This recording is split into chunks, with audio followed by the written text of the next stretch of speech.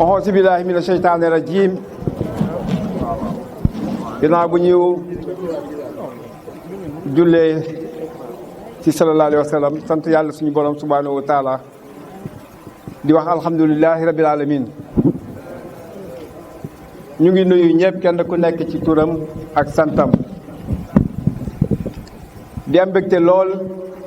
ci jataay bi di nuyu kilifa yi nga xam ne ñoo ñu gunge fii tey jii muy ay mag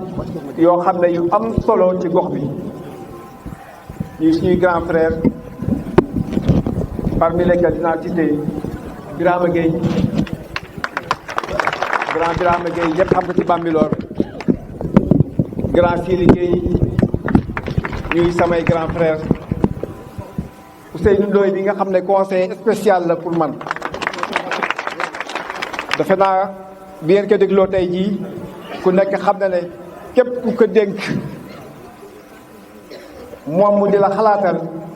defe naa pour nga jub lu yomb ñu koy gërëm di sant ñi fi nekk ñépp di beral sant nag ñi nga xam ne combat bi nga xam ne dama ci sóobu woon mooy ñi nga xam ne ñoo ma jëkk jépp gëm ànd ak man ci combat boobu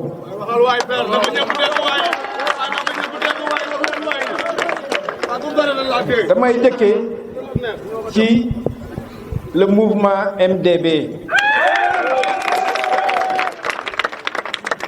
le mouvement pour le développement de Bambilor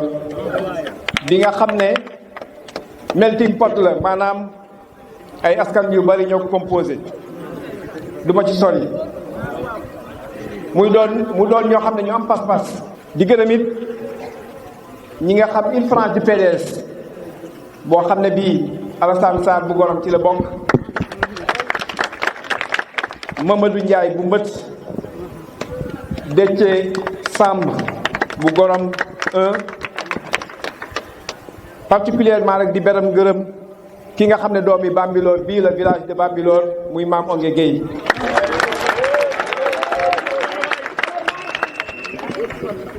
góor yooyu laa commencé woon naa ci liggéey bii mu am nag ay xale yoo xam ne yii xale yu am détermination xale yu am pas-pas xale yu am fit defe naa Cheikh Mbacke taxawal na fii léegi su ma ko tuddee rek tudde naa ñi mu àndal ñëpp ñu juddoo Bambilor màgge Bambilor kenn xamu leen ci jaaxaan di ñax di jariñu di gërëm it defar sa gox ji di saw fàtte ma ko ci laa jëmoon di gërëm it Jibi Sow bi nga xam ne moo yore mouvement bi ñuy wax ànd defar Bambilor defe naa ñooñu su ma leen tuddee ku nekk xam na ne ñooñu ay nit ñu am solo la nit ñu am maanaa mais nag am na koo xam ne ci mouvement bi la bokk mais dama koy beral nuyoo muy député Grand Dramé kooku moom dama koy seet ci ñi nga xam ne ñoo composé MDB defal ko mention spéciale Njaasaan bii la dëkk jiite soose yi nga xam ne ñoo nekk foofu yëpp ñëpp jox ko cër nag macha allah doyen député ñu ngi lay gërëm di la sant di sant ñi ma àndaloon ñëpp di leen xamal ne du Omar Gueye junior rek moo ñëw déedéet Omar Gueye si junior ñi mu àndaloon ba tey jii mu ngi ànd ak ñoom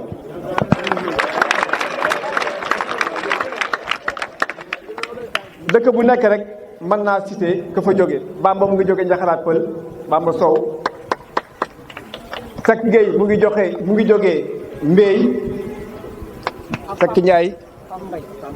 Pam Mbay mu ngi jóge Mbéy boo demee Kañak suñu responsable dafa nekk muy Salif Ka tey papa moo wàññeeku depuis ce matin ñu ngi woon foofu boo demee Gorom 2 ñu ngi fag beneen Salif Ka muy ko am pas-pas ko am détermination boo demee Mbët wax naa ko léegi Mamadou Ndiaye mu nga fa mais ñu nga fag koo xam ne kii imam la fa ànd ak ñun ci suuf nag di ñu jàppale di ñu ñaanal muy Kamisa boo demee nga Ndouf am nañ fay responsable aw ba mu nga fa mbokk Cissé ba ak ñeneen ñoo xam ne ñi ñu ngi ci ginnaawam Bambilor moom su ma fi duggee su ma limee rek damay juum ah mais nag am na koo xam ne mën ma ko bañ a tudd dama tudd rek yàlla defal ma sutura ma jàkkaarloog moom muy délégué Ousseynou Mbaye Ousseynou ñu ngi lay gërëm di la sant ca taxawaay Babacar Soxna aussi mënuñu la bañ a tudd parce que kilifa nga nekkoon militaire bu retraité gradé militaire bu retraité ñëw ànd ak ñun di ñu gunge yow kenn man la bañ a tudd donc ku ñu tudd rek xamal ne yaa ngi ci biir yaa ngi. waaw Sini Gueye Gorom 3 li ñu naan ku lim rek di nga am koo fàtte mais ku ma fàtte rek nga jéggal ma xam ne lim moom mënul matale mais gërëm nañu ñëpp sant nañu ñëpp ñun nag yàlla moo ñu defal yàlla moo ñu nattu ñu traversé moment yu xaw a difficile parce que dañu jógoon ne dañu nekk candidat ànd ñoo woon benn parti nag jóg ak li ñu yàlla wërsëgal lu muy néew ànd ak ay doomu aadama yu am pas-pas ñu ne dañuy wute pour ñëw gérer commune de Bambilor parce que gis nañu que ni ñu koy gérer baaxul. ñu def ci ay njéege yu sori nag déposer suñu candidature mu am rejet ñu def cour d'appel recours bi amoon retard boobu tax ñu rejeté ko ci forme bi rek ne bu ñu ci fond bi ñu ne bon ba tey ngaw des na xambin man la ñu essayé waat dem cour d'appel dem cour suprême ba ñu demee cour suprême defe naa semaine ba le passé le 30 ci la ñu ko defee ba léegi kenn publié ko le 22 rejet yi nga xam ne cour suprême étudié nañ ko journaux yépp ko bind ñëpp ci wax mais bi woon le 30 moom ba léegi kenn déggu ci ñun suñu bos ci la bokk ci le 23 yi nga xam ne mën nañ mujjee def le 30 décembre am nag ñoo xam ne yii dañu doon topp nag lu ñu wax rek ñu suul ko maanaam tibb tànk rek ñu doon def waaye cey bu ñu yëgoon ma ne gars yi ñëpp wax leen cey bu ñu yëgoon ma ne dootuñu ko def laa wax ma ne ñi ñu doon fexeel dootuñu ko def gars yi wax leen dootuñu ko def ma ne dootuñu ko def jërë ngeen jëf xam nga lu tax dootuñu ko def ah sama doom Onge Gueye dafa am lu mu doon wax nee na gaynde kenn du ko gaañ nee na gaynde kenn du ko gaañ boo ko jekkoo da nga koy rey rek wala nga bàyyi ko mu dem waaye ñun nag dañ ñoo gaañ waaye kenn reyuñu bon tey ñun dañu nekk suñu deuxième tour ñun suñu deuxième tour moom la ñu nekk tey jii deuxième tour boobu nag am lu ñu ci décidé mais comme ni ñu ko xamee rek ñun lépp lu ñuy def dañuy diisoo waxtaan ak ñi nga xam ne dañuy seq mbir mi ba délibération yi génnee arrêté yi génne ñu ne dañu téye cour suprême fii la ñu woote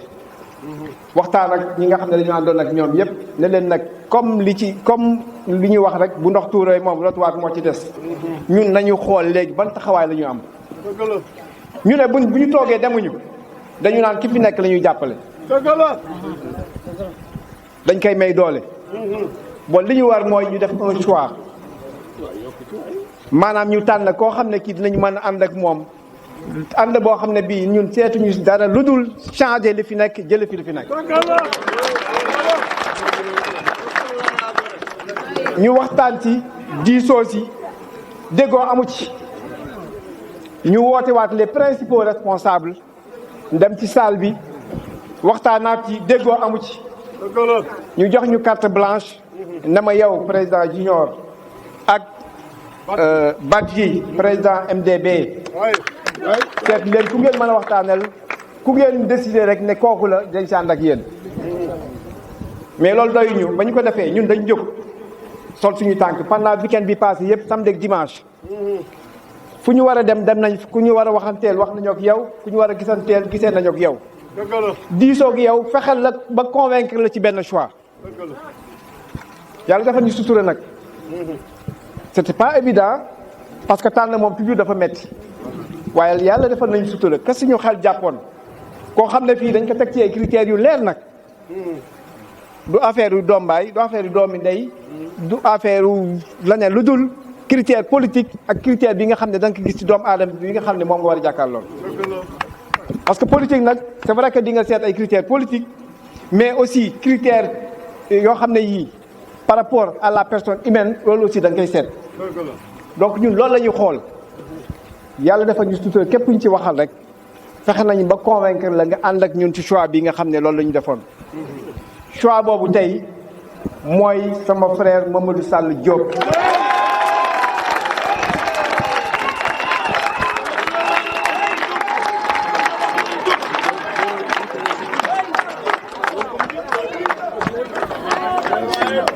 Donc, voilà. Le choix est là.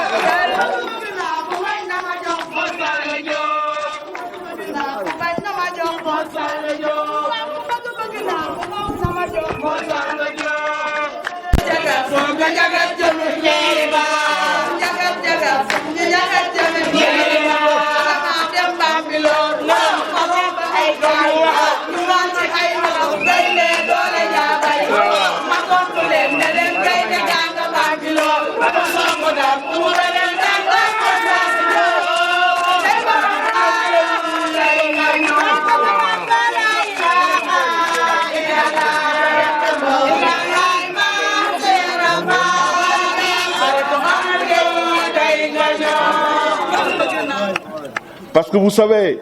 vous le comprenez aussi bien que moi, l'enjeu principal dans cette commune-là, c'est vraiment de gagner Bambilor. Et si aujourd'hui, nous avons une assise pour pouvoir espérer gagner ce village-là, c'est parce que nous sommes entre de bonnes mains.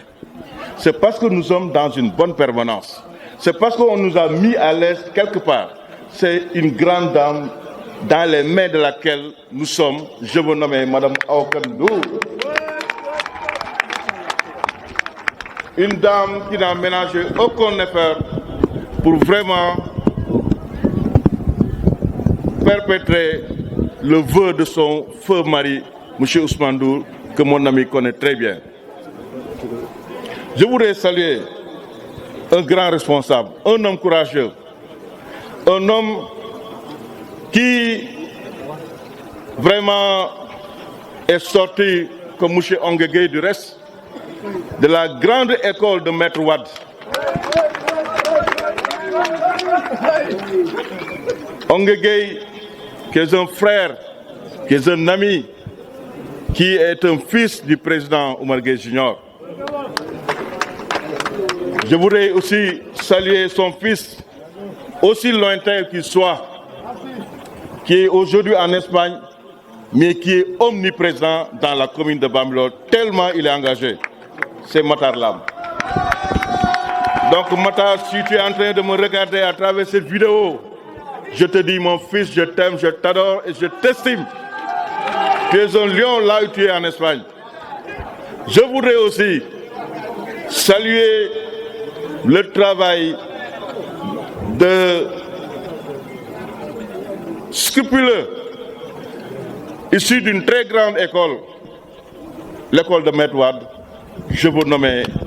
Pape Touré.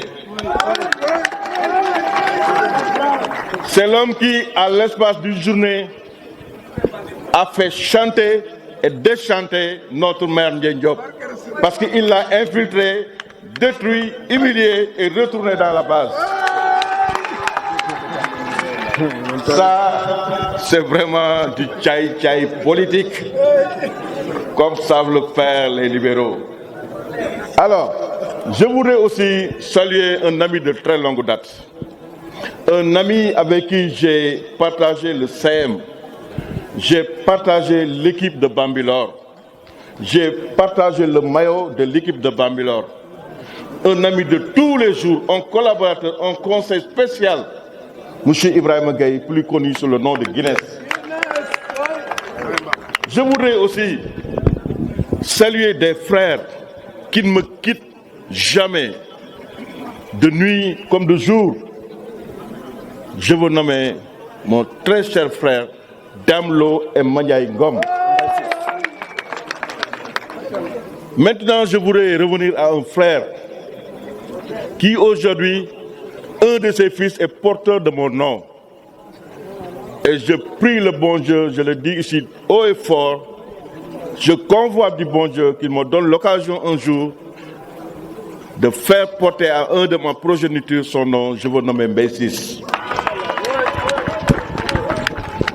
Un homme qui est très lié à ma personne et que j'estime beaucoup, d'homme Adama bu Gorée. Malgré toutes les tentatives pour nous séparer, il est resté Mbaye Ciss de Mo Salih Diop. Donc, je crois que je n'en ai pas oublié. Je voudrais saluer évidemment un ami, un camarade, un neveu,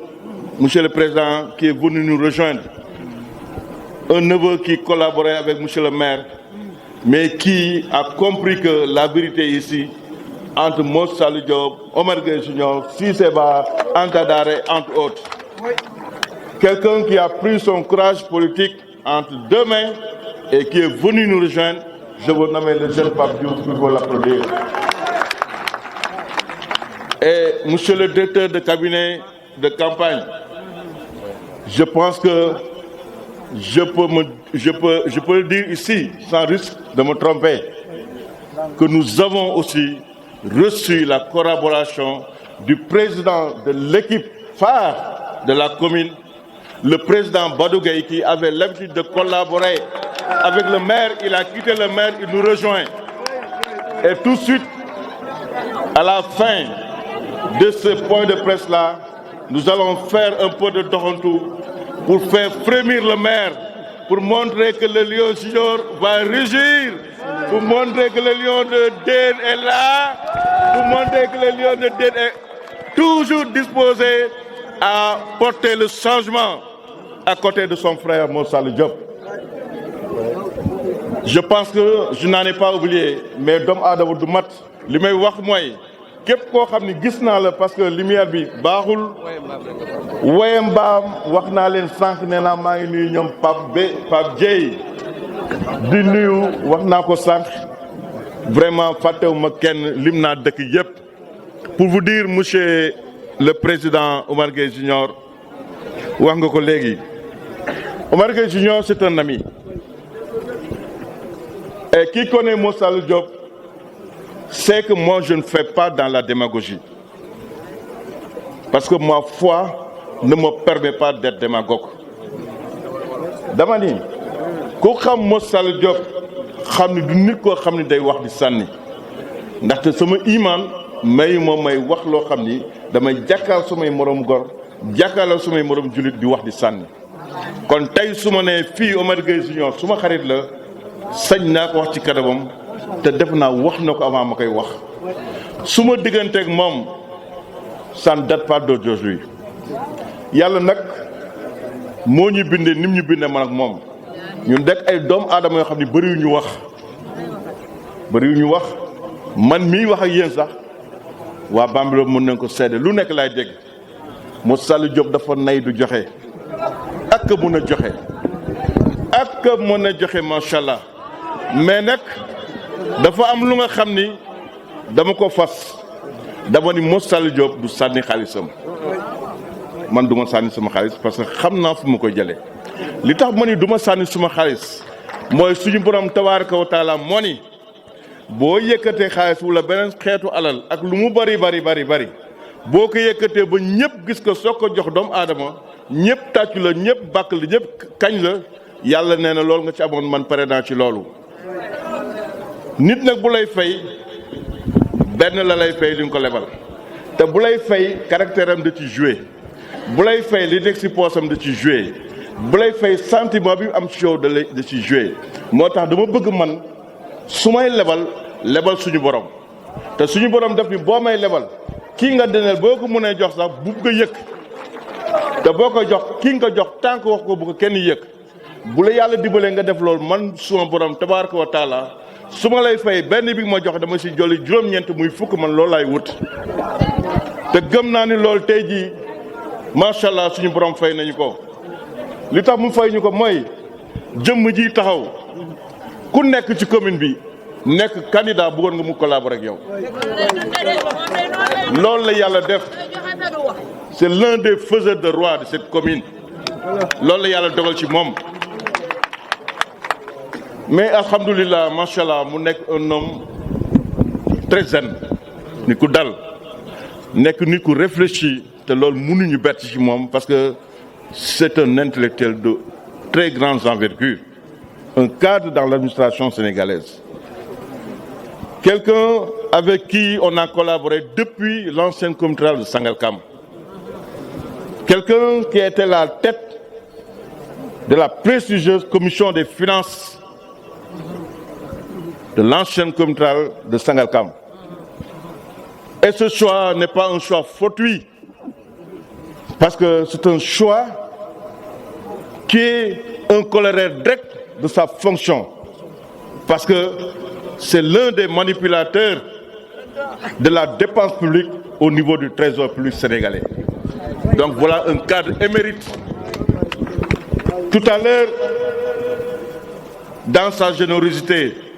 il a eu à dire que Maud Sall Diop est le candidat le mieux entouré parce qu'il est entouré de cadres, de gens bien formés. Aujourd'hui, un très grand cadre, avec toute son équipe, est venu le rejoindre. Donc,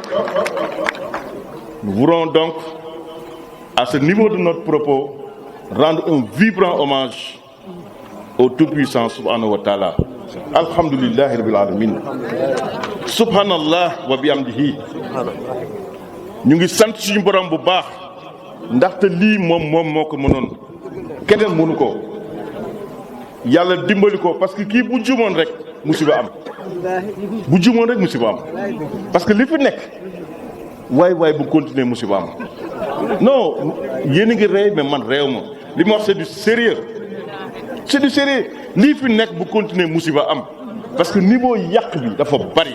niveau yàq bi junior dafa kawe te yàq gi li ci gën a doy waar yamul ci koom-koom yàq bi ci gën a bon mooy yàq jikko ju ñu yàq fii jikko yi lañ yàq kenn xamatul gor ku wax tey bu suwaa mu gën ci li mu waxoon ndax poñe ci àdduna ku wax ci tey bu suwaa mu bàyyi li mu waxoon def lu waroo ak li mu waxoon ndax suuf ku ànd ak ni tey bu subaa nga war ko ndax xaalis àdduna ku doon oote wilaaye bëri na si ñoo xam ni tey jii maare day taal yi mënatuñu wax kenn dégg leen ndax bu ñu waxee ren lii déwén ñu wax li ci des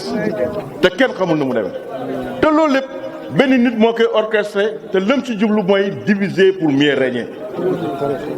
dugg ci tarixa yi jaxase leen dugg ci famille yi jaxase leen tuumaal doomu aadama yi lu kenn mësul dégg te lu mu dugg tey bu soo mën na ci génn bërki Dembo Ndiaye la taxaw fii lu nekk mu yekk Miss Omar Gueye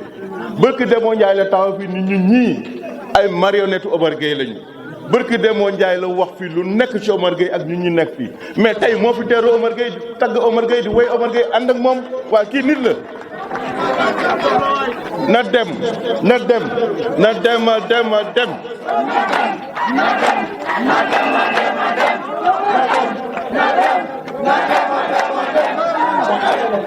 donc monsieur le président Omar Gueye Junior mënuma gën a sori